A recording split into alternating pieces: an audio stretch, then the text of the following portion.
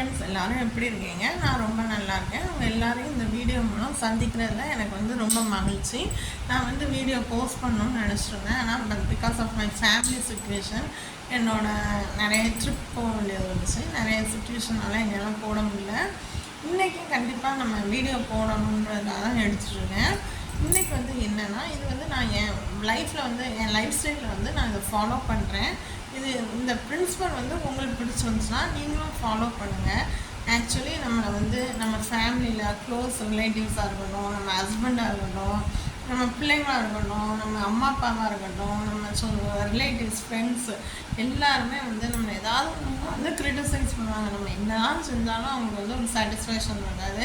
நம்ம 100% எஃபர்ட் கொடுத்தாலுமே கண்டிப்பாக அதில் தப்பு இதில் தப்புன்னு குறை கூறுதல எல்லாருமே ரொம்ப ஈகராக இருப்பாங்க.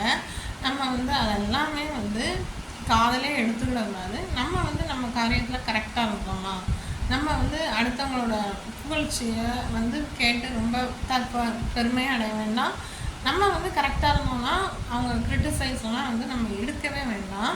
அது மாதிரி நம்ம அதாவது எதிரின்னு யாரும் இருக்க மாட்டாங்க. நம்மளை ஏதாவது ஒரு காரியத்தில் கிரிட்டிசைஸ் பண்ணுவாங்க, கம்பேரிஷன் பண்ணுவாங்க. அந்த மாதிரி டைம்லலாம் நம்ம என்ன பண்ணணும்னா நம்ம செயலில் வெற்றி, நம்ம அடுத்த இலக்கை நோக்கி போயிட்டே இருக்கணும். நம்ம இதெல்லாம் காது கொடுத்து கேட்டுருந்தோம்னா நம்ம நெகட்டிவ் தான் நம்மளை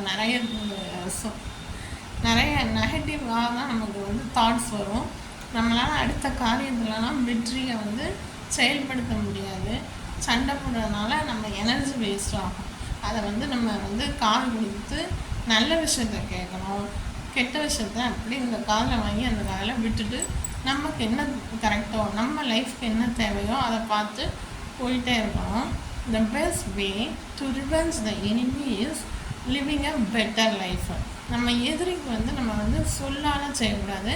நம்ம நல்ல முறையில் வாழ்ந்து காட்டுறது தான் நம்ம நம்மளோட எதிரிகளுக்கு கொடுக்குற பதிலடி. தேங்க்யூ.